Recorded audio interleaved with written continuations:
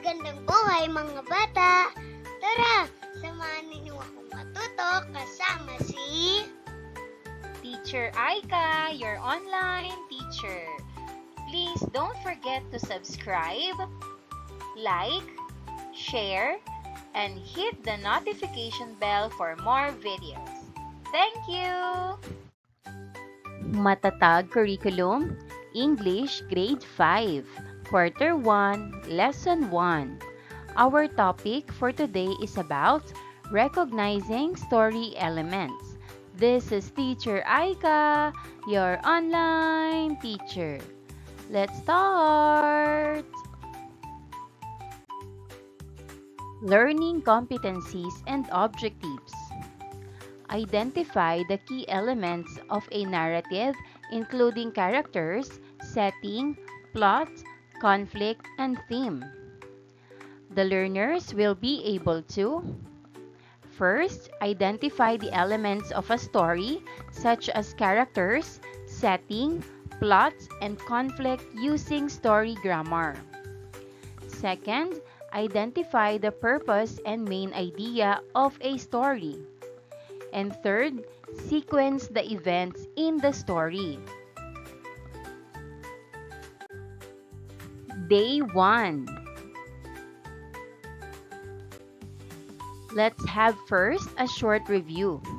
Look at each picture carefully and tell me what you see, who the characters are, and what you think the story is about.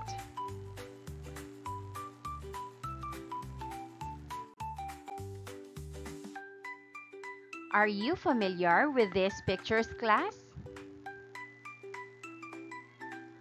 Who are the characters in the pictures?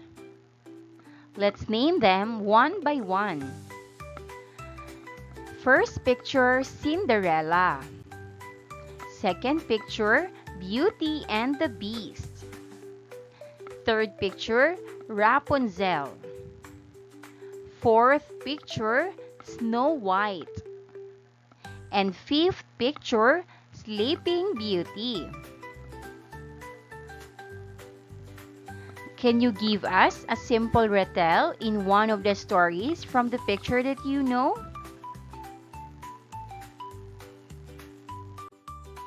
Let's have a short background for the stories in the pictures.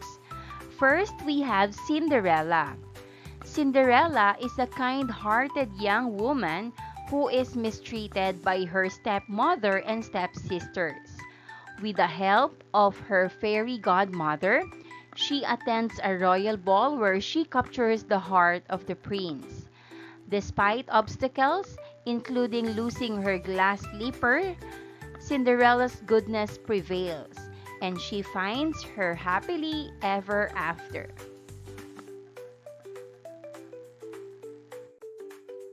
Second picture is Beauty and the Beast. Tells the story of Belle, a smart and compassionate girl who finds herself imprisoned in the castle of a fearsome beast. As Belle gets to know the beast, she discovers his kindness and learns to see beyond his appearance. Their unlikely friendship blossoms into love, breaking a curse that had transformed the beast and his servants.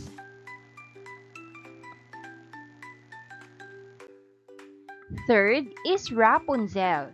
Rapunzel is a young girl with long magical hair who has been trapped in a tower by an evil witch since she was a baby. With the help of a brave young man named Flynn Rider, Rapunzel escapes her tower and discovers the world outside for the first time. Along the way, she learns about friendship, love, and the importance of following her dreams. Fourth is Snow White. Snow White is a beautiful princess who is forced to flee into the forest to escape her jealous stepmother, the evil queen. There, she befriends 7 dwarfs who protect her and help her stay safe. Despite the queen's attempts to harm her with the poisoned apple, Snow White ultimately finds true love and happiness with the prince. Fifth is Sleeping Beauty, also known as Princess Aurora, is cursed by an evil fairy to fall into a deep sleep on her 16th birthday after pricking her finger on a spindle. Despite the efforts of the good fairies to protect her, the curse comes true. However, true love's kiss from a brave prince awakens Aurora from her slumber, breaking the curse and bringing joy to the kingdom. Remember, the main characters in these stories became heroes because they showed strength, courage, and determination to solve their problems and bring peace and justice to their kingdoms.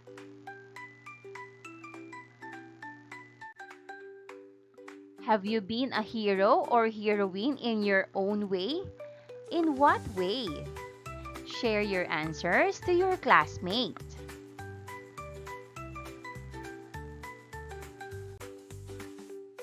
In our discussion, we see that the pictures shown in class have stories to tell, just like your own stories of how you become heroes or heroines in your own ways. Activity, Build Me. Let's form 4 groups depending on how many we are in class, and each group will receive an envelope with puzzle pieces of a portrait of a Philippine hero, Dr. Jose P. Rizal. You will have 3 minutes to complete the puzzle. Once you're done, let's talk about it using these questions. Who is the person in the puzzle?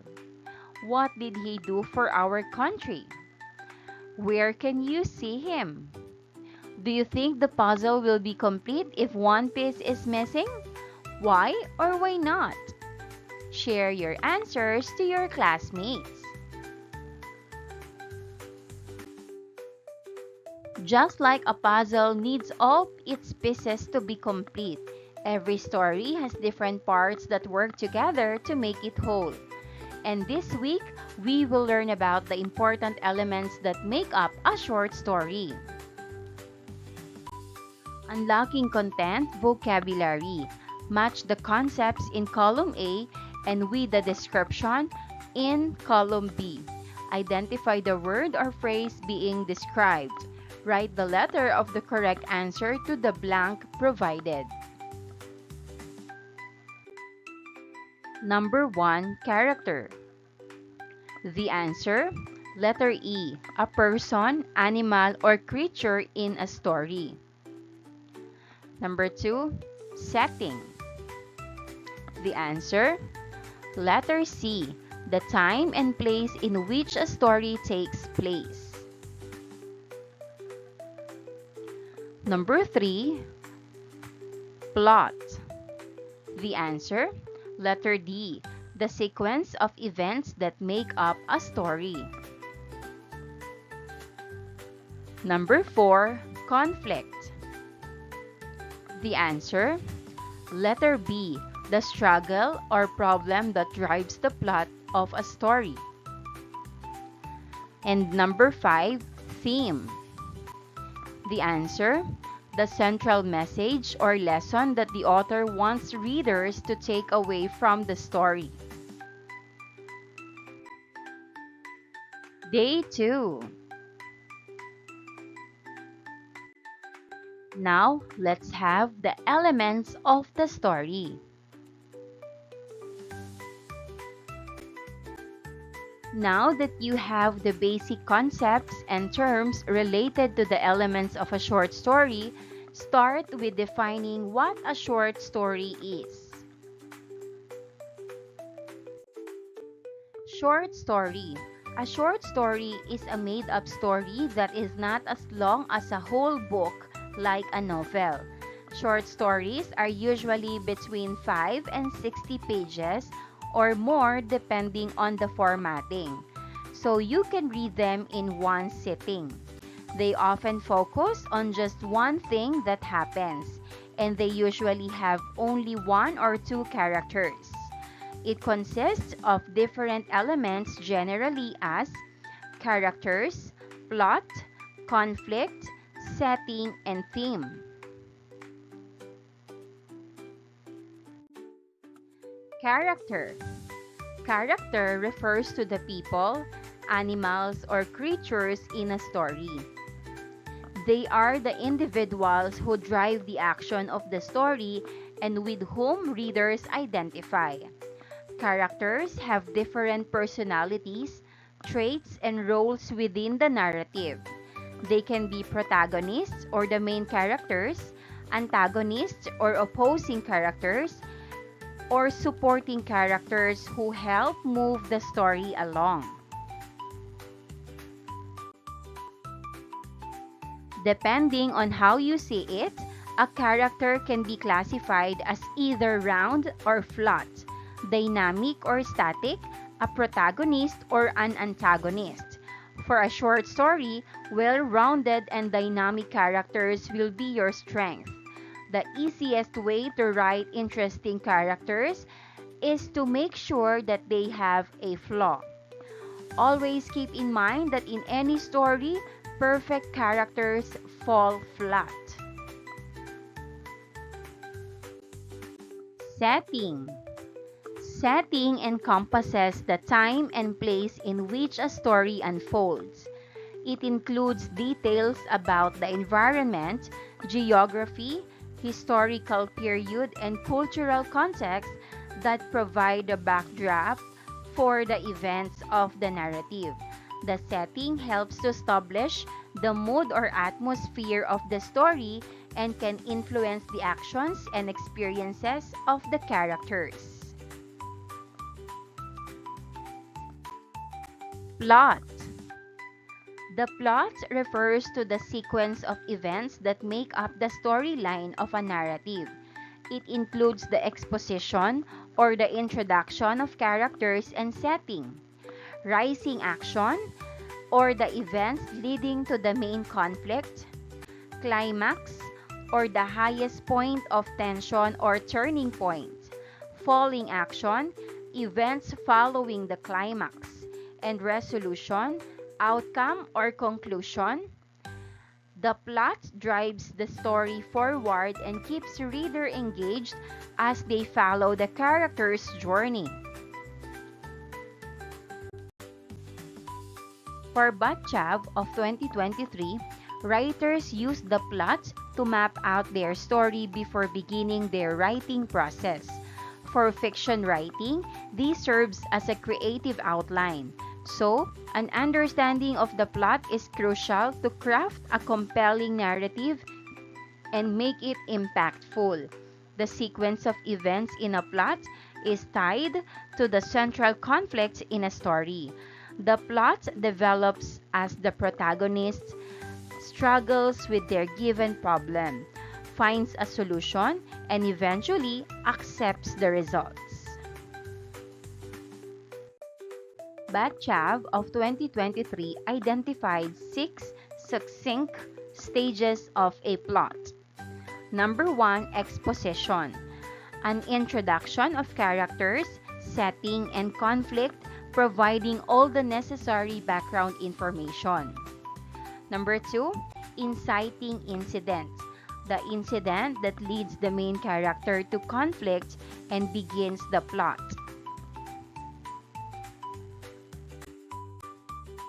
Number 3, rising action. The conflict develops and takes on newer, more complicated incidents, leading to the climax.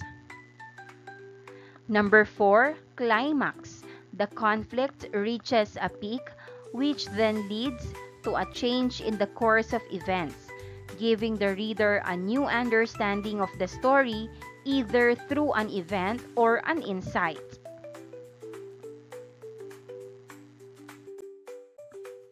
Number 5, falling action. The conflict gets resolved and the action slows down. Number 6, resolution.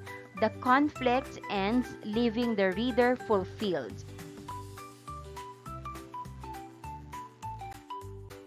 Conflict. Conflict is the central struggle or problem that propels the plot forwards and creates tension in the story. It can be internal or characters' inner struggle, or external or a conflict between characters or with an outside force. Common types of conflicts include person versus self, person versus society, and person versus nature. Resolving the conflict is often essential to the development of characters and the resolution of the story.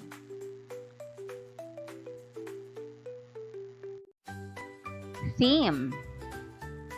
Theme is the underlying message, lesson, or moral that the author conveys through the story. It reflects the deeper meaning or purpose behind the events and characters' experiences. Themes can explore universal concepts such as love, friendship, courage, justice, or betrayal.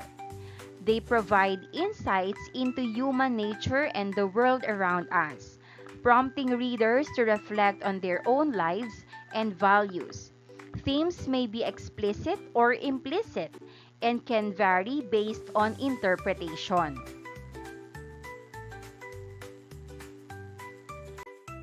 Activity: Identify me. Instructions: Arrange the pool of words to the columns where they belong.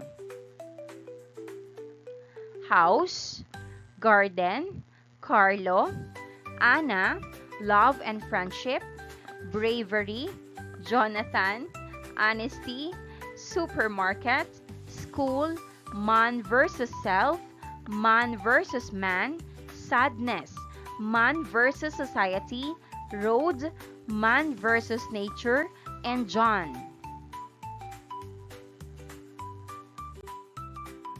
Characters: Anna, Carlo, Jonathan, John.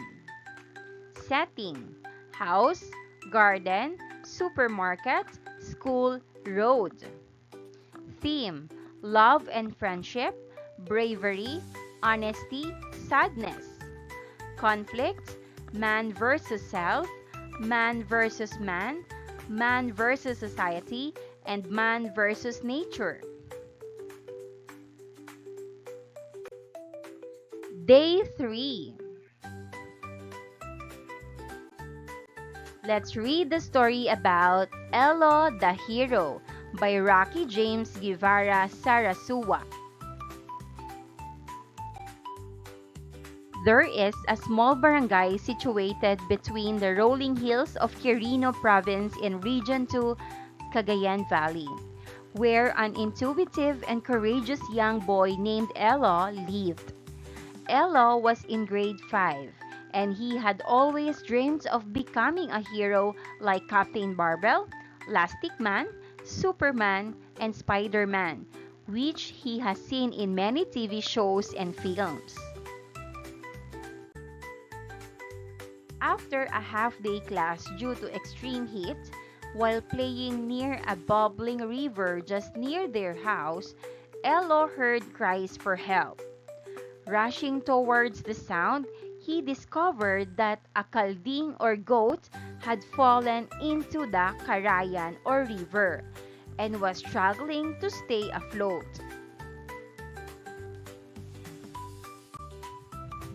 Elo jumped into action. He remembered his tatay Ronnie teaching him about swimming in the river, and he carefully paddled into the water.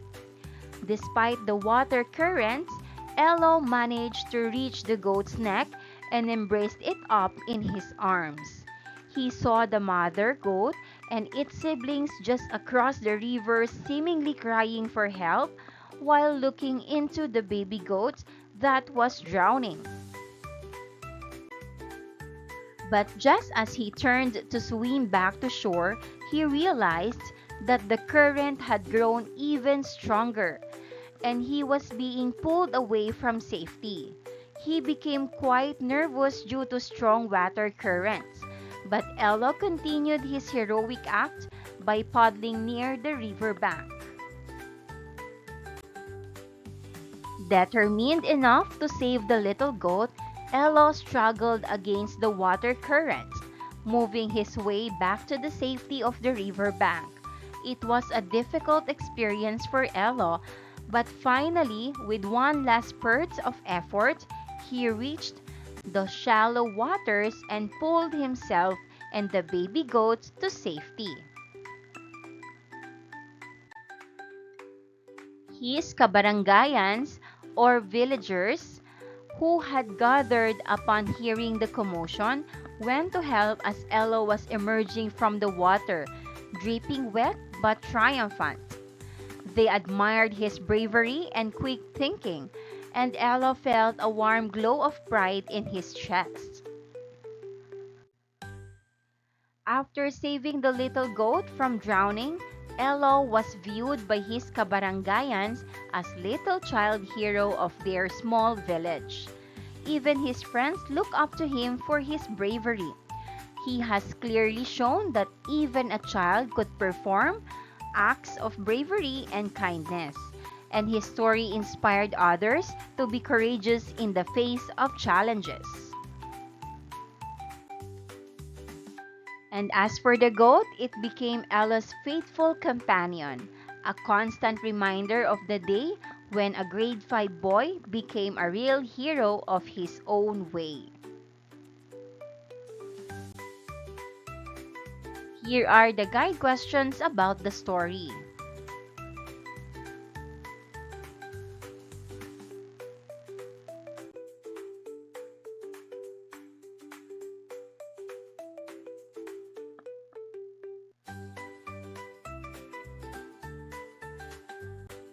Now, let us answer the guide questions. Number 1. What is the story all about? The answer: the story is about a brave boy named Elo who saved a baby goat from drowning in the river. Number 2. Who is the main character of the story? How do you describe the main character based on his portrayal in the story? The answer: the main character is Elo.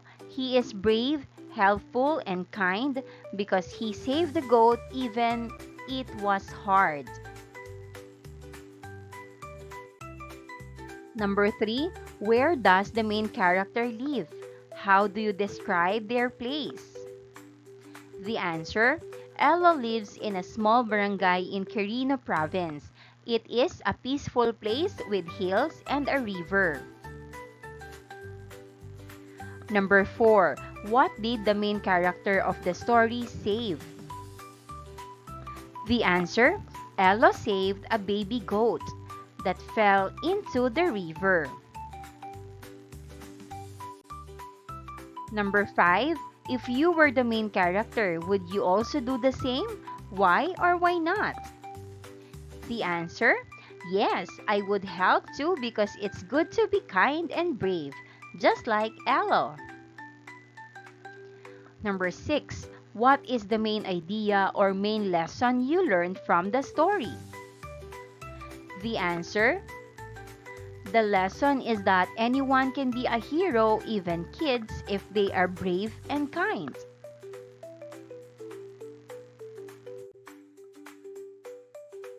Number 7.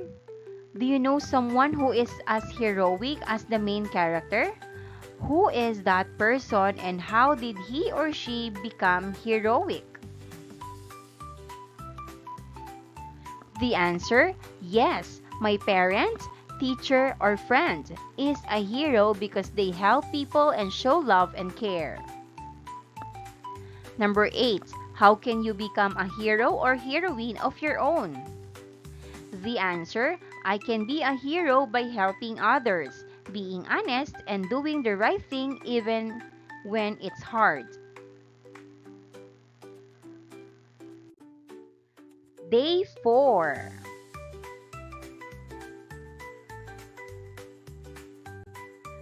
Instruction for our lesson activity.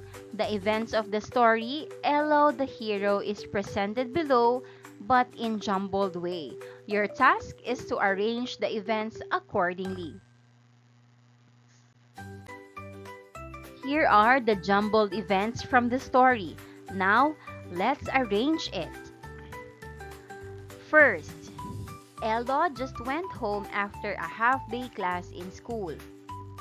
Second, while playing, Elo heard cries near the river. Third, Elo saw a little goat drowning and went to it. Fourth, Elo remembered his father's teaching about swimming in the river. Fifth, Elo reached the little goat and embraced him while swimming. Sixth, Elo emerges from the river bank. Seventh, Elo's kabarangayans look up to him as a little hero.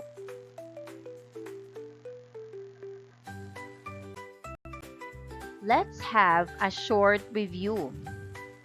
Alright class, now that we've put the story in order, your next task is to use advanced organizers to translate the whole story and its different parts into a story grammar.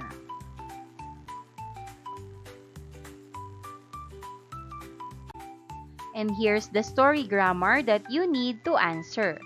First, we have story title. Next, setting, characters, theme, plot, and conflict.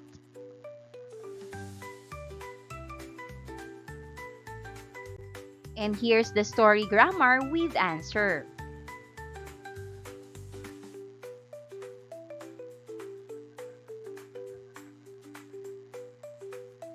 Again, the title is Elo the Hero by Rocky James Guevara Sarasua.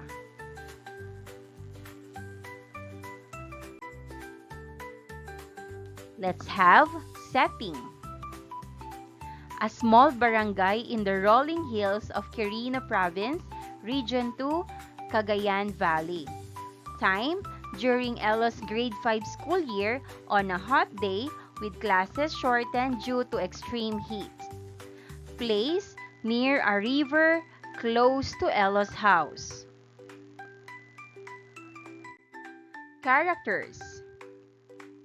Elo, the young brave grade 5 boy and the protagonist. Tatay Ronnie, Elo's father who taught him how to swim. The baby goat, the animal in distress that Elo rescues. Mother goats and goat siblings, observing helplessly from across the river.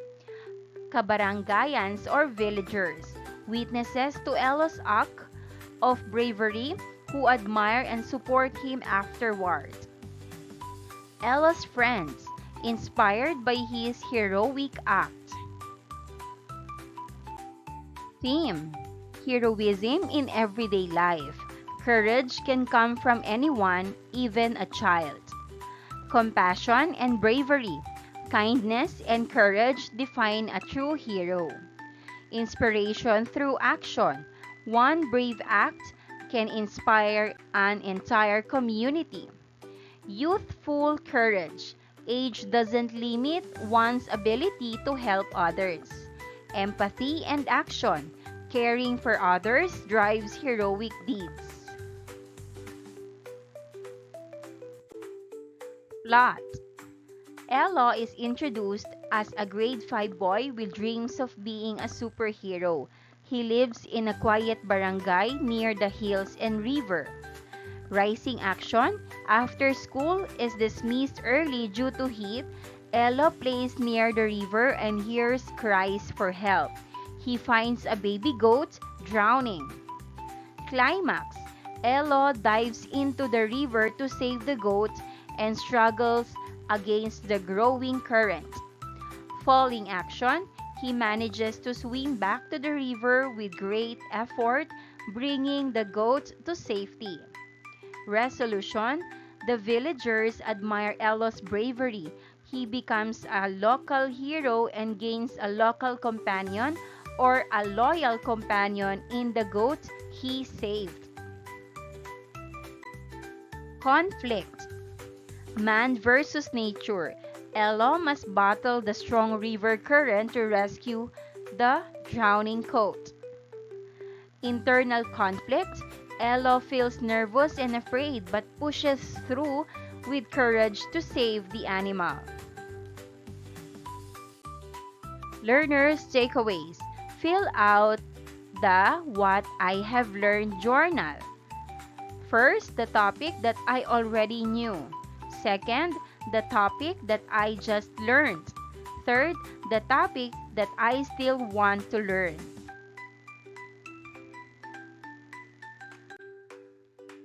Day 5.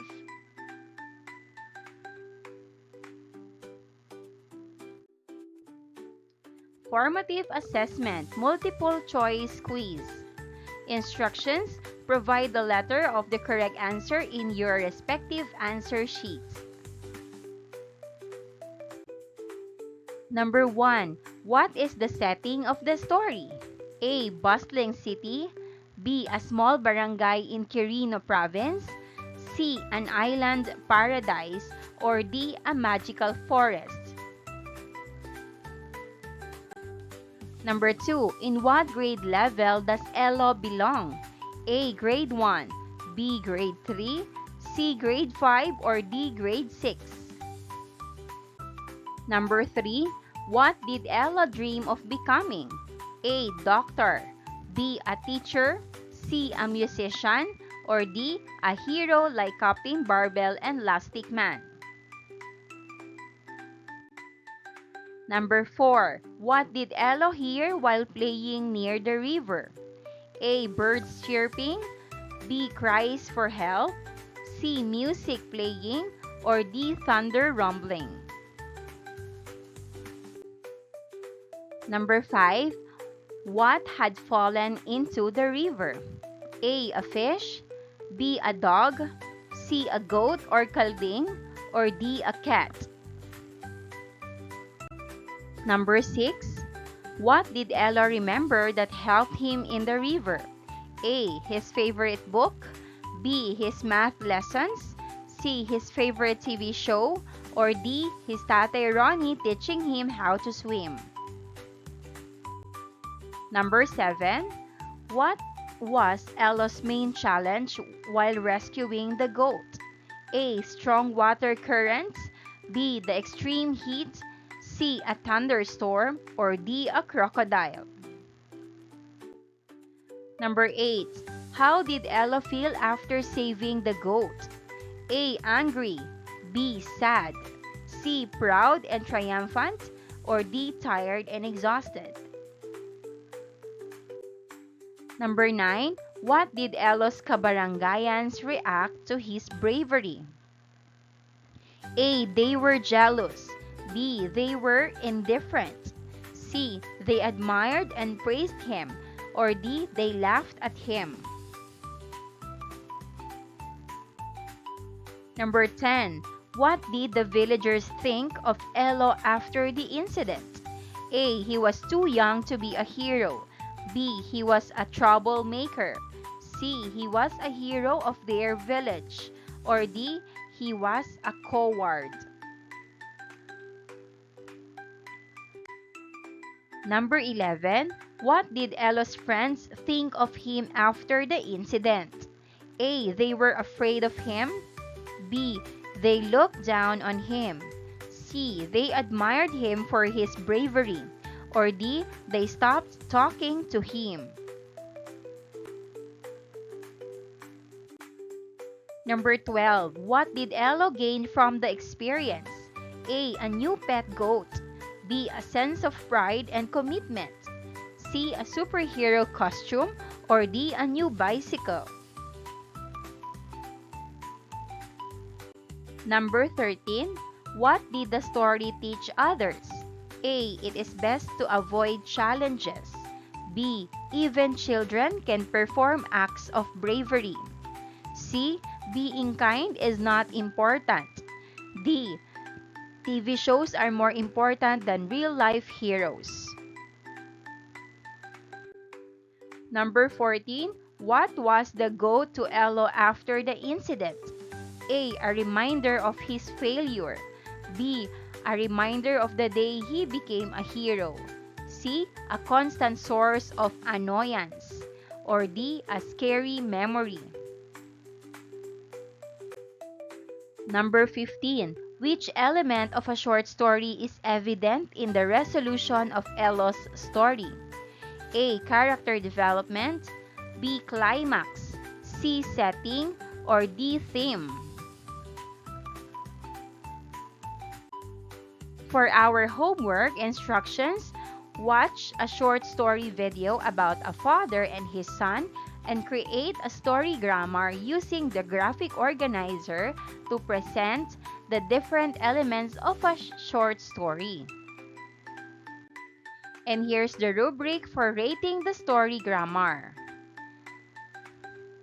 Criteria, setting, characters, plot, theme, grammar, and mechanics. 4 points being the highest and 1 point being needs improvement.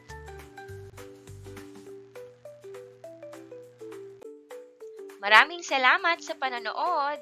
Huwag kalimutang i-like at mag-subscribe para sa higit pang educational content.